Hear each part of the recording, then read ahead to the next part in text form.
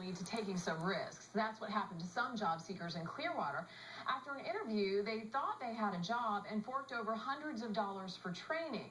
But when they showed up for their first day of work, no job and no refund on that training money either. So we sent 8 on Your Side Shannon Bankin to get some answers. And he reeled me in hook, line, and sinker. Mark Vinke responded to this newspaper ad for a sales job with Ottaway Honda in Clearwater. He interviewed with this man, Michael Zor. Vinke says Zor told him to report back to the dealership for a 3-day training class. And had us pair off, and one person would be the salesman, one person would be the customer, and we'd basically act out the roles. You know, how would you introduce yourself? At the end of the first day, there was good news. He said, "I'm bringing you on." But there was a big catch. Vinke says he and about 25 others in the class were told they had to pay $629 cash for training materials. Vinke questioned the charge, but says Zor was a smooth talker. Now, did the fact that this training happened at the dealership, in your mind, did that make it legitimate? Yes, it did. Some of his classmates didn't bring the money and were dismissed. Then on the third day, Vinke says Zor told him and the 8 others who finished the training that they were hired. Igor Danilek was among them. Everybody got so excited. But when they showed up for work here, Zor was nowhere to be found. Ottaway manager said Zor didn't even work here, and there were only 3 jobs. There were no answers about their money. Then our hair just... What's going on? Hello?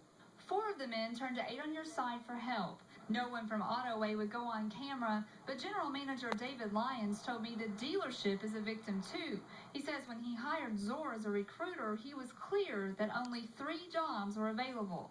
Lyons agreed to reimburse the training cost of the 3 people he hired, but was under the impression the rest of the applicants would either be placed with jobs at other car dealers or get their money back from Zor. And I haven't heard from Michael. I tried to contact Zor at the company he owns, Z Motion, in St. John's, Florida. He didn't return my calls, but I did find this. The company phone number shows up on ad after ad for jobs at car dealerships across the country. And there's like this one in Alabama that are very similar to the ones in Clearwater. And I feel like I've been victimized. And that's a feeling I don't like. In Clearwater, Shannon Bankin, 8 on Your Side. One of Zor's coworkers says every student who is told what to expect, every student is told what to expect, and that the company offers help to place them at area dealerships. Ottaway says it hired Zor through a North Carolina company called Worldwide Consultants. Worldwide, by the way, has an F rating with the Better Business Bureau and 88 complaints since 2002. A spokesman for AutoNation, which owns Ottaway Honda, said, quote, "The company that was assigned used poor judgment. An investigation is ongoing and appropriate action will be taken." In the meantime, the spokesman said all 9 of the job applicants will receive their money back within a week.